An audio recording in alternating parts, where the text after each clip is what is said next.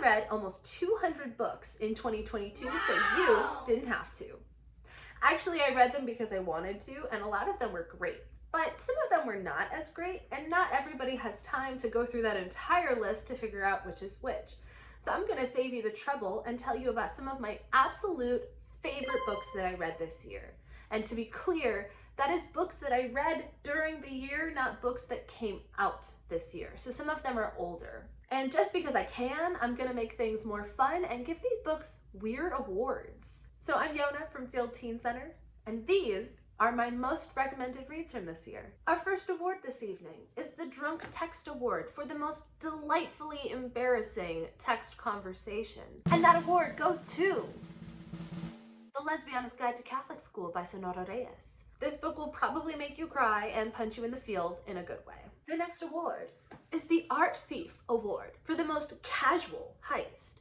And that award goes to I Am the Girl in Your House. Now, art thieving is not the most important part of this book, honestly, but it really surprised me and added something really interesting to this otherwise very tender, sweet story. The next award is the Eyeball Award for the most wretched use of eyeballs, and that award can only go to Beyond the Ruby Veil by Mara Fitzgerald, which is a book I love to talk about because it is just absolutely bonkers and has to be read to be believed. The next award will be the Bug Out Award, which goes to the book with the most man-eating insects.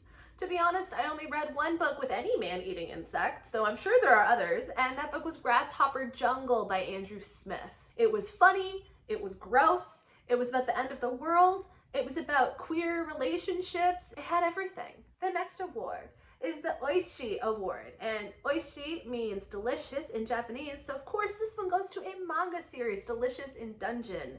This one I started reading like, haha, so silly, and then I got really invested. The next award is the Taxidermy Award for most wholesome use of dead animals, and that one goes to Snapdragon. This one is technically a middle grade graphic novel, but I think it's great for any age, and I know a lot of teens who should absolutely read this urgently for gay grandmas on motorcycles. Next up, we have the Teeth Award for most teeth in places they shouldn't be.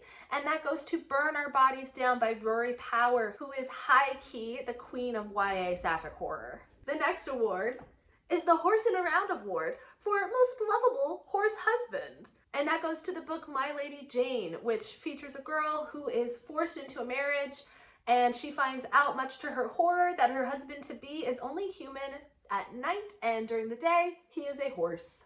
Next up is the Pretty Princess Award, which goes to the sweetest fairy tale shared between a mom and her gay son. And that is for the graphic novel, The Magic Fish, which has just beautiful use of color and kind of reminded me of Sailor Moon. Next up is an award that I'm almost contractually obligated to give to some book, which is the Pokemoniest Award. And this award goes to a book featuring a young boy who gathers up a bunch of magical animal friends to go on a journey, and that is Healer of the Water Monster, which won lots of actual awards not given by me for a very good reason. It's a great book. Next, we have the prestigious Henchman Award, which goes to the best worst henchperson of all time. And that person is Nimona, who signs herself up to be the henchperson that nobody asked for, but we all deserve. Last, but definitely not least, is the Art Award for the most thoroughly decorated book, which is The Words in My Hands by Asphyxia.